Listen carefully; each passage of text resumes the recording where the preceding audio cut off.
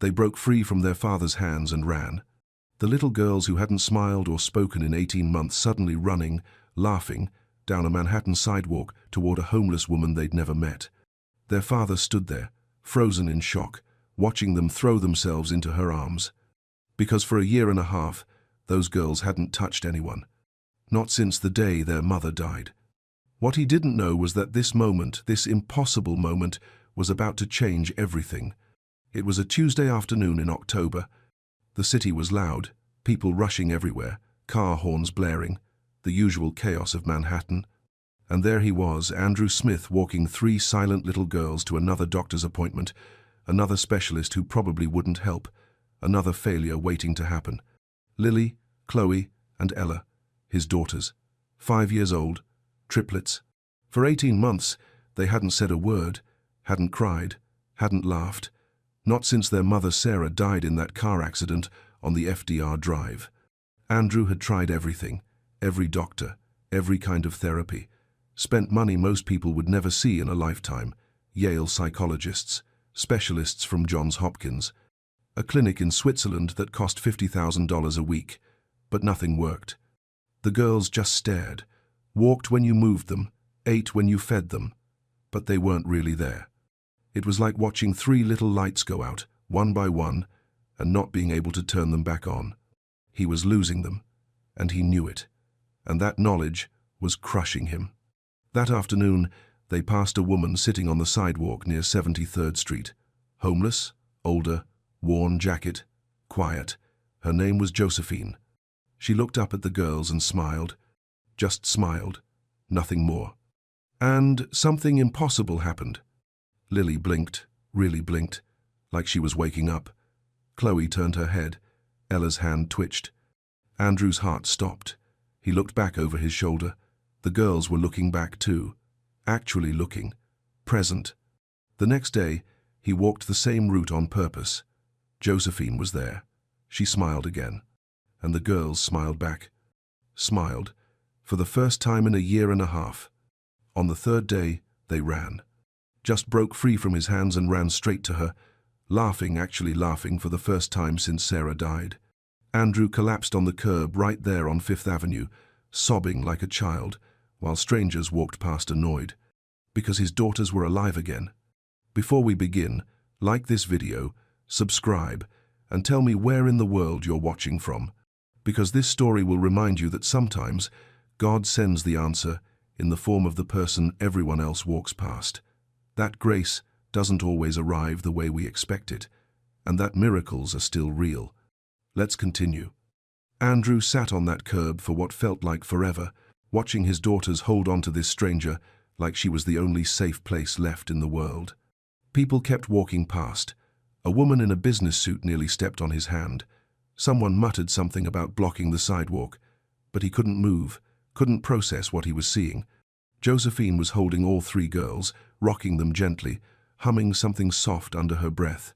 The girls had their faces buried in her jacket, and they were making sounds, little happy sounds, he hadn't heard since Sarah was alive.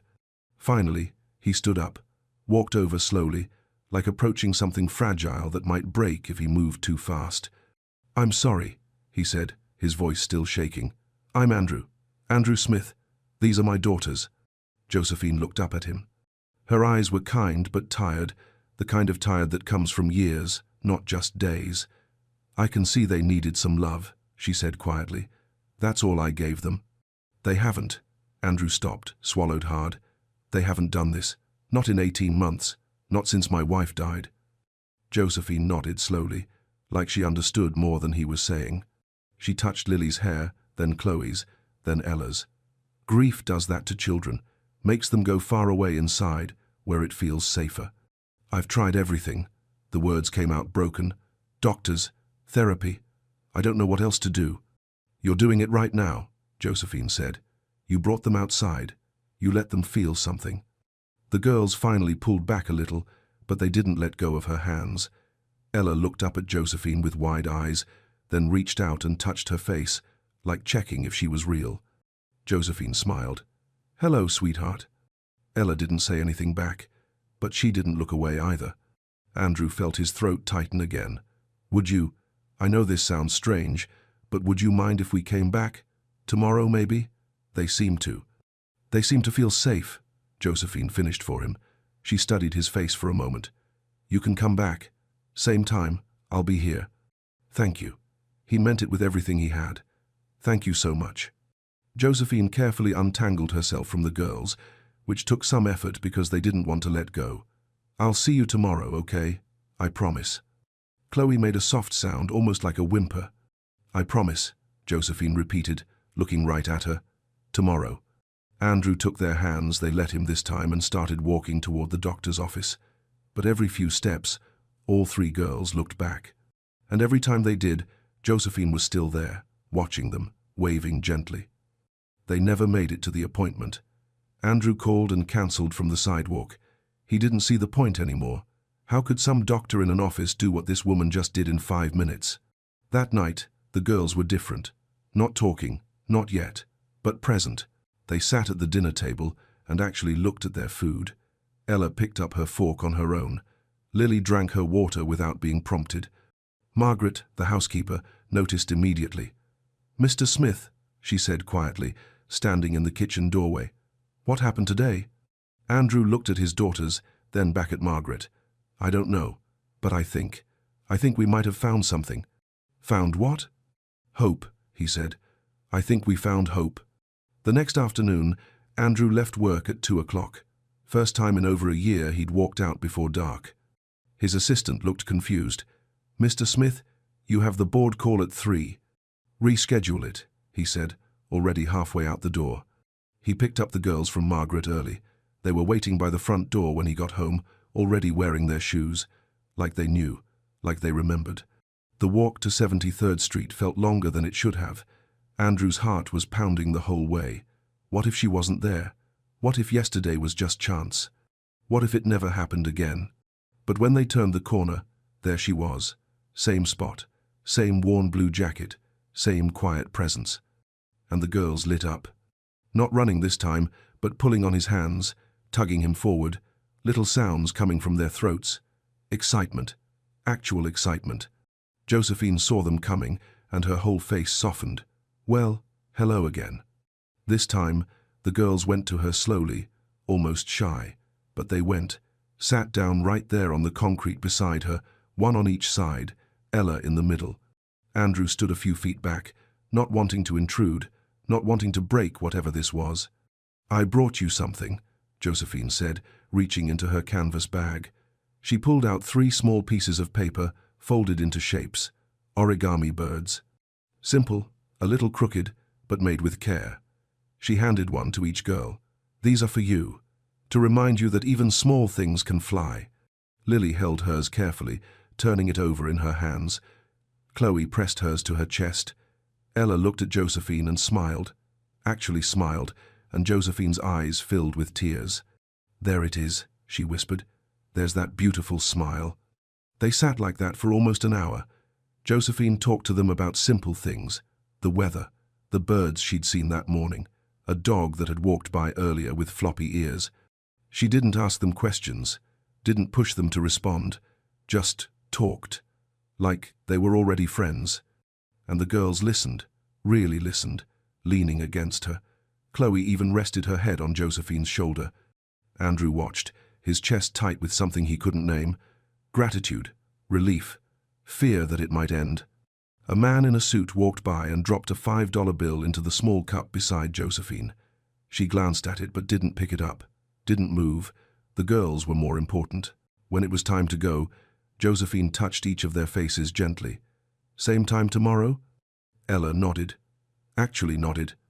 Andrew's breath caught. Thank you, he said again. It was all he could think to say. Don't thank me yet, Josephine said softly, looking up at him. We're just getting started. Walking home, Lily reached up and held Andrew's hand tighter than she had in months. Not limp, not lifeless, holding on. That night, for the first time since Sarah died, Andrew didn't pour himself a drink after the girls went to bed. He didn't need to run anymore. He sat in the living room, holding one of the origami birds Ella had left on the table, and let himself feel something he'd almost forgotten. Hope. By the end of the week, It had become their routine. Every afternoon at 3 o'clock, Andrew and the girls would walk to 73rd Street, and Josephine would be there, waiting. She started bringing little things, a worn children's book she'd found at a shelter, colorful stones she'd picked up from the park. Once, she brought 3 dandelions, one for each girl, and showed them how to make a wish before blowing the seeds into the wind. Lily went first, closed her eyes tight, whispered something so soft Andrew couldn't hear, and blew. The seeds scattered into the autumn air. Chloe did the same, then Ella. Andrew watched his daughters make wishes again, something he thought he'd never see. On the 6th day, Chloe spoke. It was just one word, Jo, short for Josephine, but it was a word, a real word, from her mouth, her voice. Josephine's hand flew to her chest. Andrew had to turn away so they wouldn't see him crying. The next day, Ella said it too, Jo, then Lily, Jo. They had a name for her now, a name they chose. Andrew started staying longer each visit, sitting on the curb beside them, listening to Josephine's stories about growing up in the Bronx, about her late husband who used to sing to her, about the daughter she'd lost. One afternoon, she pulled out the photo she always carried, a young woman with kind eyes and a bright smile. "This is Grace," she said quietly, "my daughter. She struggled, with pain I couldn't fix, and one day she was just gone." Andrew looked at the photo, then at Josephine. "I'm so sorry." "Me too." She tucked the photo back into her bag.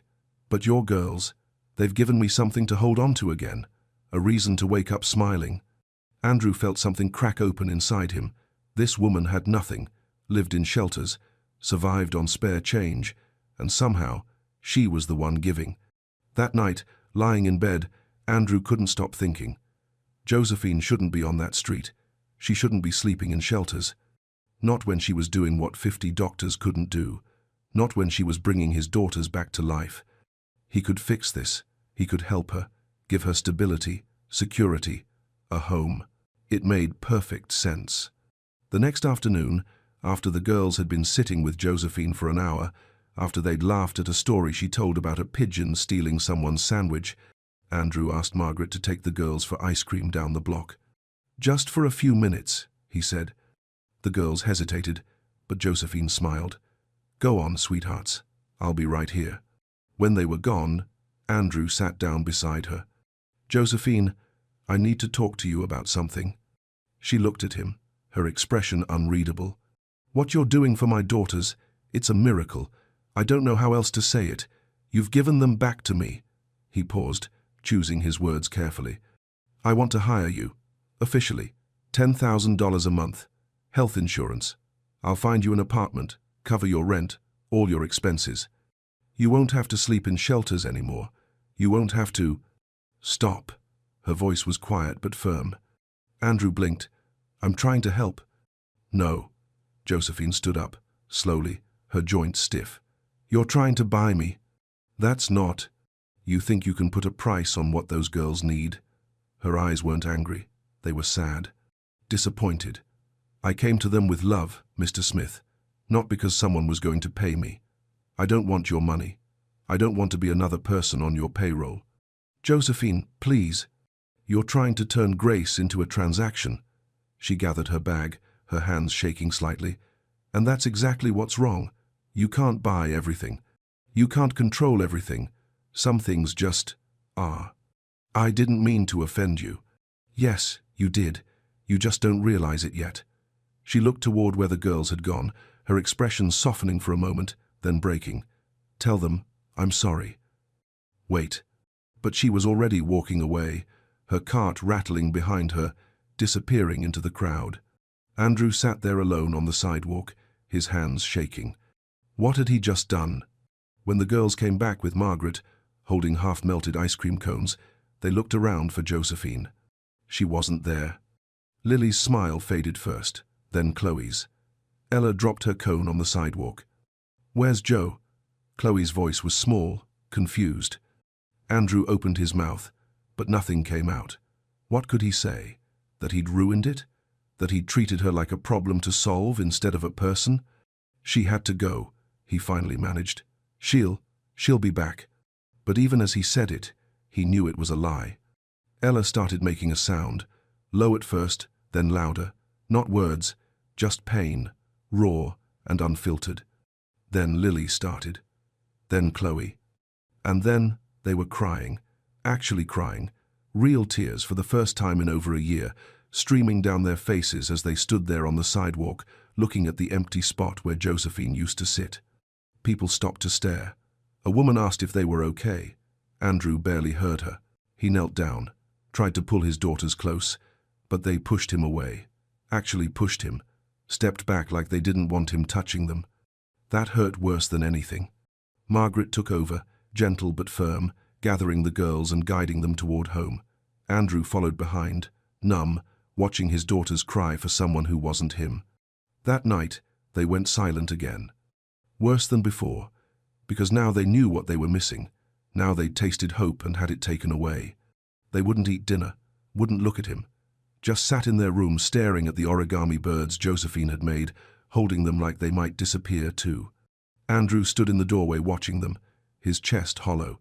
Around 10, he went to his study and sat on the floor with his back against the desk.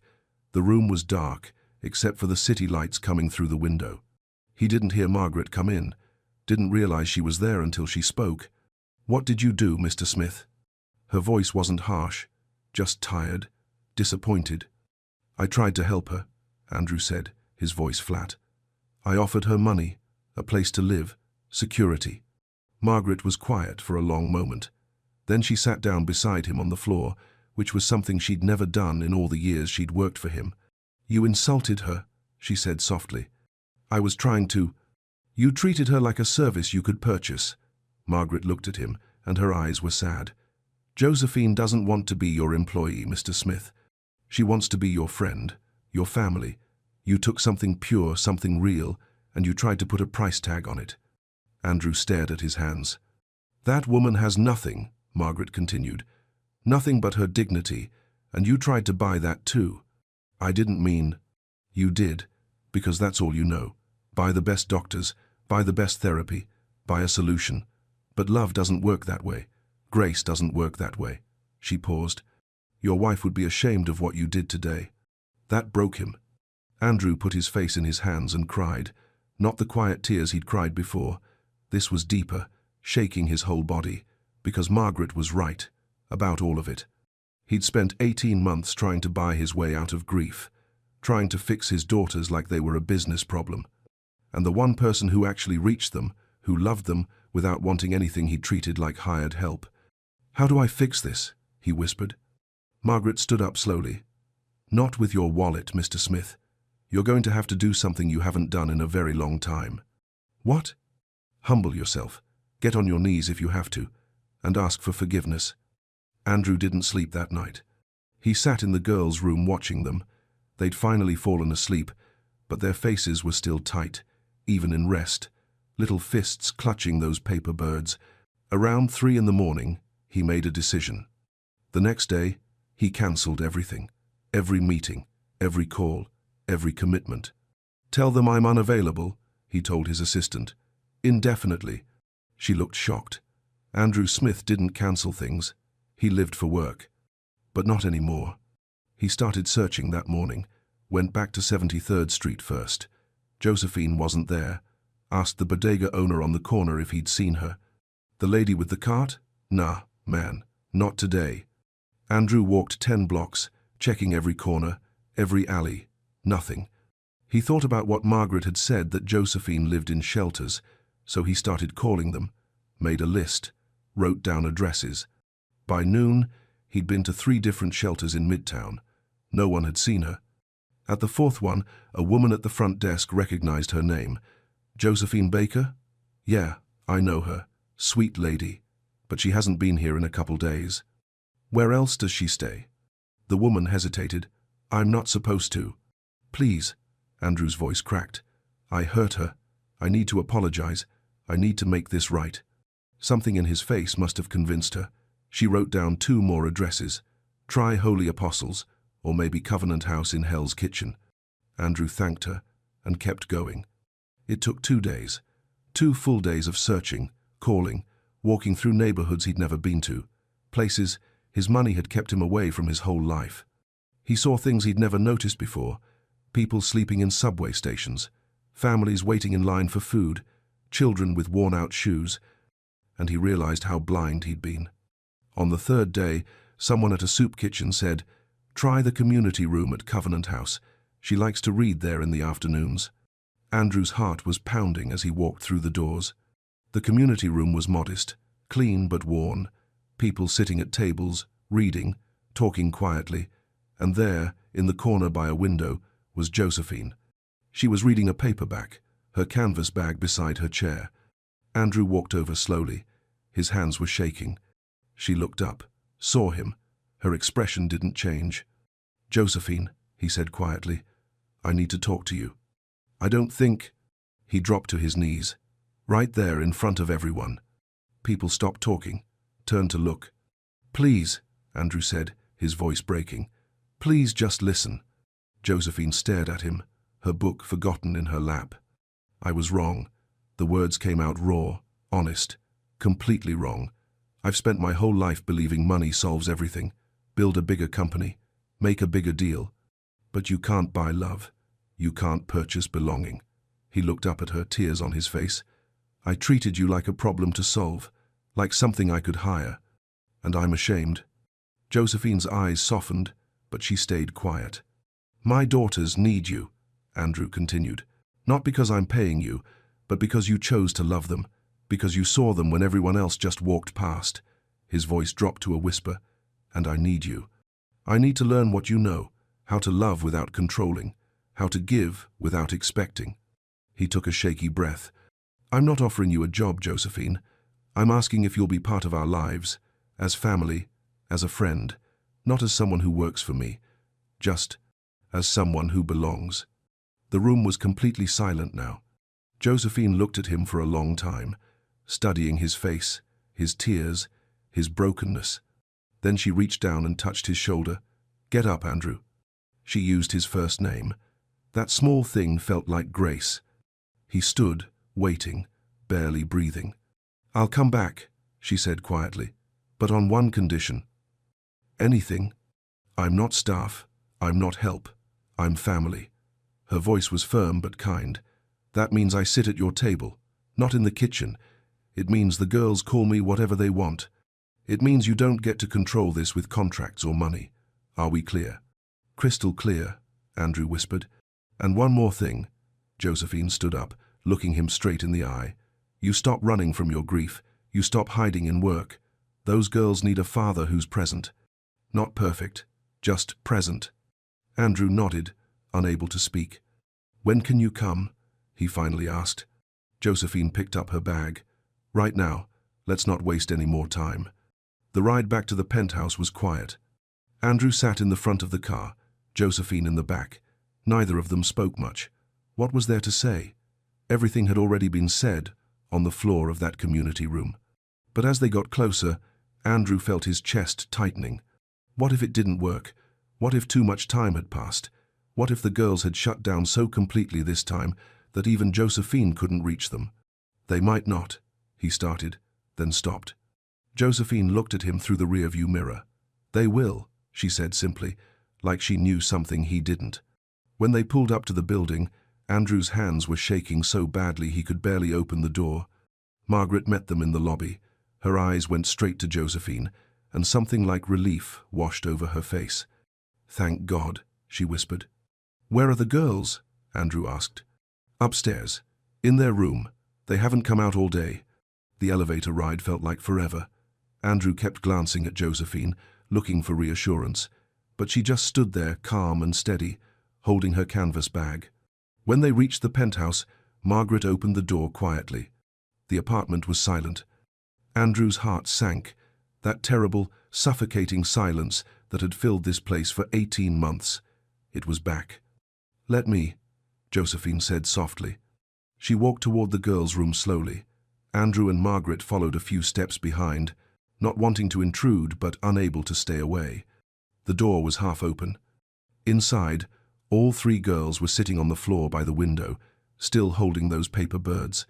They weren't playing, weren't moving. just sitting there, staring at nothing.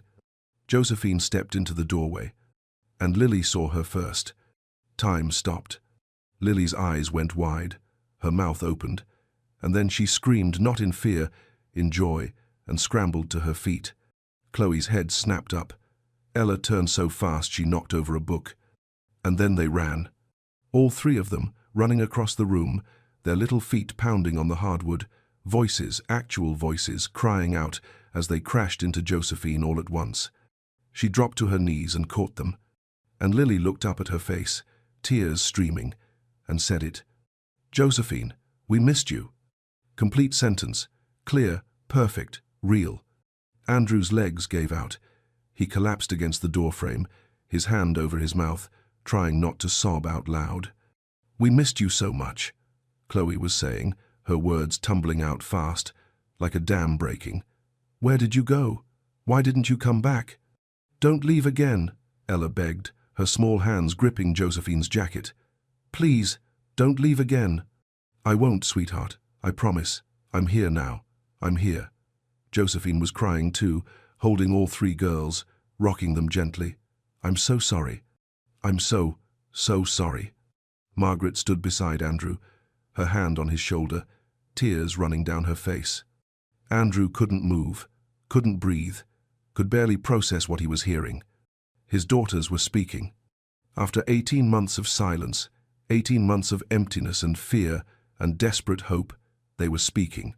Josephine looked up at him from the floor, surrounded by his girls, and something passed between them. Understanding, forgiveness, family. "Thank you," Andrew mouthed, but no sound came out. She nodded. She knew. The girls were talking now, all three at once, their words overlapping, incomplete thoughts spilling out like they'd been saving them up for months. "We made pictures for you." Daddy was sad. "Are you staying? Can you stay?" Josephine touched each of their faces, memorizing them, like she couldn't believe this was real either. "I'm staying. If your daddy says it's okay, I'm staying." All three girls turned to look at Andrew. He tried to speak, but his throat was too tight, so he just nodded. Ella ran to him then, actually ran across the room and threw her arms around his waist. "She's back, Daddy. Joe's back." Andrew dropped to his knees and pulled her close, then reached for Lily and Chloe. They came without hesitation. And for the first time since Sarah died, Andrew held his daughters while they cried not empty, silent tears, but real tears, the kind that wash things clean. "I love you," he whispered into their hair. "I love you so much." And Lily whispered back, her voice small but sure, "We love you too, Daddy." Something inside him shattered and healed at the same time. That first night, nobody wanted to let go. The girls insisted Josephine stay for dinner. Then they insisted she read them a story, then another story. Then they asked if she could sleep in the guest room, just for tonight. "Please, please, please." Josephine looked at Andrew. He nodded before she could even ask. "Of course," she said. "I'd love to." Ella grabbed her hand and led her down the hall like she'd lived there forever. After the girls finally fell asleep, all three of them in Josephine's room, curled up on her bed like puppies, Andrew and Josephine sat in the living room. The silence between them wasn't uncomfortable.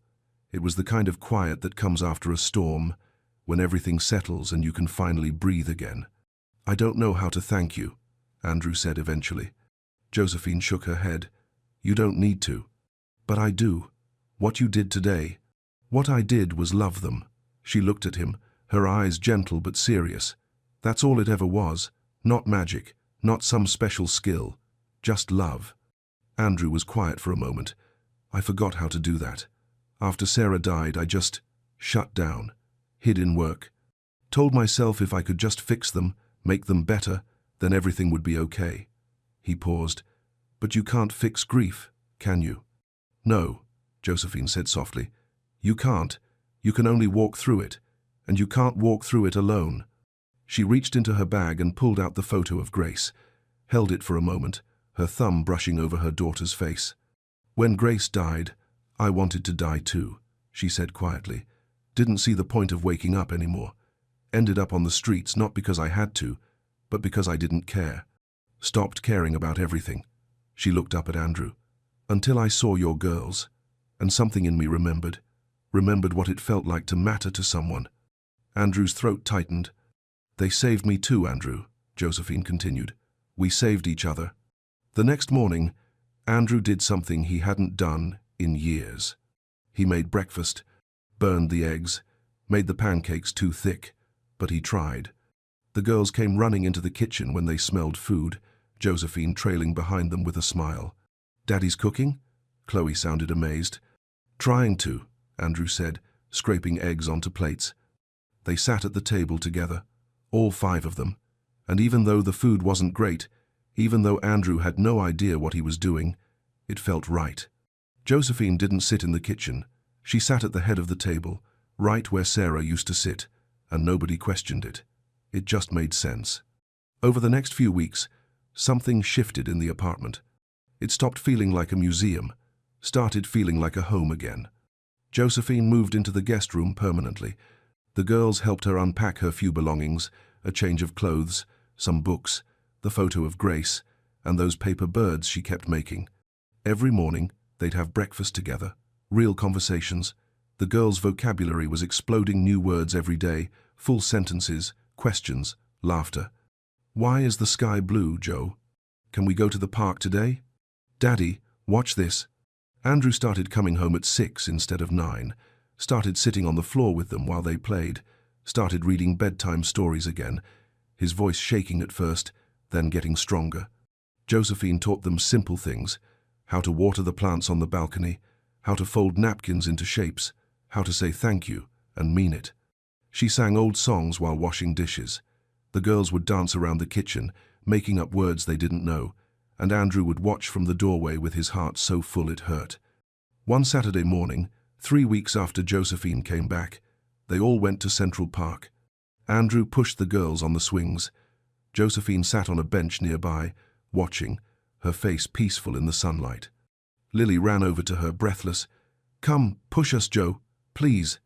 And Josephine did, stood behind the swings and pushed each girl gently, their laughter rising into the autumn air. Andrew stood back and watched his family. Not the family he'd had, not the family he'd lost, but the family they'd become. That night, after the girls were asleep, Andrew found Josephine sitting by the window in her room, looking out at the city lights. What are you thinking about? He asked from the doorway. She turned, smiled softly. I was thinking how strange life is, how broken things can become beautiful again if you let them. Andrew nodded. He understood now. Healing doesn't happen in hospitals or therapy offices. It happens in kitchens, in quiet moments, in laughter over burned pancakes. It happens when someone loves you enough to stay. By mid-November, the apartment sounded different. Morning voices, doors opening and closing, footsteps running down the hall, the girls arguing over who got to help Josephine make breakfast. Normal sounds. Life sounds. Andrew would lie in bed some mornings just listening, his chest tight with gratitude. One evening, Lily brought him a drawing, a house with stick figures, 4 of them. She pointed to each one. That's you, that's me, that's Chloe and Ella. She paused, then pointed to the 4th figure. And that's Joe. She's family now, right? Andrew's eyes burned. Yeah, sweetheart, she's family. Lily nodded, satisfied, and ran off. Later that week, the girls asked about Sarah. They were sitting in the living room, all of them, when Chloe looked up at Andrew and said it. Where's Mommy? The question hung in the air. Andrew froze. He'd been dreading this moment, not knowing what to say, how to explain death to 5-year-olds who'd already been through so much. Josephine reached over and squeezed his hand. A silent message. You can do this. Andrew took a breath. Mommy's in heaven, baby. She had an accident, and she couldn't stay with us anymore. Why not? Ella asked, her voice small. Sometimes things happen that we can't control, that we can't fix. His voice cracked. I wish I could bring her back. I wish that every single day. Does she still love us? Lily whispered. Oh, sweetheart. Andrew pulled her close. She loves you more than anything in the world. She's watching over you, always. Can she see us? Chloe asked. I believe she can, Josephine said gently. And I think she's so proud of you. All of you. The girls were quiet for a moment, processing. Then Ella said, "I think she sent Joe to us, because she knew we needed her." Andrew looked at Josephine. Her eyes were wet. "I think you're right," he whispered. That night, after the girls went to bed, Andrew and Josephine stayed up talking. Really talking. About Sarah, about Grace, about loss and guilt and all the ways grief changes you. "I blamed myself," Andrew admitted, "for not being there that night, for letting her go to that event alone, for not protecting her. Grief makes us believe we had more control than we did," Josephine said. "I blamed myself for Grace too. Thought if I'd loved her better, tried harder, she wouldn't have needed those drugs. But pain isn't that simple, and neither is healing." "How did you survive it?" Josephine looked at him for a long moment. "I almost didn't, but then I realized Grace wouldn't want me to give up. She'd want me to find reasons to smile again. So I looked for small things. A kind word from a stranger, a warm day, a child's laughter." She paused. "And then I found your daughters, and they gave me a reason bigger than myself." Andrew nodded, understanding flooding through him. They sat in comfortable silence, watching the city lights through the window. "Thank you," Andrew said quietly, "for not giving up on us." "Thank you for coming back for me," Josephine replied. The weeks passed. Thanksgiving came and went, their first real family holiday. Josephine cooked a small turkey. The girls made decorations out of construction paper. Andrew attempted to bake a pie and failed spectacularly, but they ate it anyway, laughing. December arrived with the first snow. The girls pressed their faces against the windows, watching the flakes fall, their voices rising with excitement. "Can we go outside? Can we build a snowman?" "So." "Please, Daddy, please." Andrew bundled them up, hats, scarves, mittens, and they all went to Central Park together. The city was quieter in the snow, softer, like the world had gentled just for them. Josephine showed the girls how to catch snowflakes on their tongues, how to make snow angels, how to pack snow just right for building. Andrew helped them build a snowman, a lopsided, imperfect snowman with stick arms and a carrot nose. And as he stood back watching his daughters laugh and play, something settled inside him. They were going to be okay. Not because the pain was gone, not because they'd forgotten Sarah, but because they'd learned to carry it together, to let love in again, to trust that broken things could still become beautiful. That evening, walking home through the snow-covered streets, Ella reached up and took his hand. Then Lily took the other one. Chloe walked ahead with Josephine, chattering about the snowman they'd built. And Andrew thought about how far they'd come, from silence to laughter, from emptiness to fullness, from 3 separate pieces to a family. It wasn't the family he'd imagined, but it was the family they needed. That night, tucking the girls into bed, Andrew lingered a little longer than usual, watching them sleep, peaceful, present, here. Tomorrow, they were planning to go back to Central Park, to their favorite spot near Bow Bridge, to have a picnic, even though it was cold. Something felt different about tomorrow, like something was coming, something they'd all been waiting for. Andrew just didn't know what yet. The next day was warmer than it should have been for December. The sun broke through the clouds like grace itself. They packed a simple picnic, sandwiches, fruit, cookies Josephine had baked that morning, and walked to Central Park together. Their spot near Bow Bridge was quiet, peaceful, the kind of place that makes you believe in new beginnings. The girls ran ahead, chasing pigeons, their laughter echoing across the water. Andrew and Josephine spread out the blanket and sat down, watching them play. "They're really back, aren't they?" Andrew said softly. "They never left," Josephine replied. "They were just waiting for someone to meet them where they were." They ate lunch together, the girls talking non-stop, their words tumbling over each other in the way only children can manage. After they finished, Lily grew quiet. She stood up from the blanket and walked over to Andrew. She looked at him for a long moment, really looked at him, like she was seeing him clearly for the first time. And then she said it. "I love you, Daddy." Clear, strong, true. Andrew's breath caught. Time stopped. Then Chloe came over, stood beside her sister. "I love you, Daddy." And Ella, not wanting to be left out, rushed over too. "I love you, Daddy." One by one, like gifts unwrapping. Andrew pulled all three of them into his arms and held them so tight he thought his heart might burst. "I love you too," he whispered, his voice breaking. "So much, more than you'll ever know." He looked up at Josephine through his tears. She was watching them, her hand pressed to her chest, tears streaming down her face. She reached into her bag and pulled out the photo of Grace, held it close. "Thank you, Grace," she whispered. "Thank you, Sarah. They're going to be okay now. We all are." 3 months later, on a cold February afternoon, Andrew was walking the girls home from school. They passed a homeless veteran sitting outside a coffee shop near Union Square. His sign said, "Hungry. Anything helps. God bless our troops." Most people walked right past without looking. Andrew started to do the same. Old habit. But Ella stopped, pulled on his coat. "Daddy, wait." She opened her backpack and pulled out her snack, graham crackers, and an apple her teacher had given her. And without hesitation, she walked over to the man and held it out. "You look hungry," she said simply. The veteran's face crumbled, his eyes filled with tears. "Thank you, little angel. Thank you so much." Ella smiled and ran back to Andrew. "He was sad, Daddy," she said, taking his hand. "Now, he's not." Andrew knelt down, his heart so full he could barely speak. He looked at all three of his daughters, these beautiful, compassionate, healed little girls. They'd learned to see. Not just look, but see.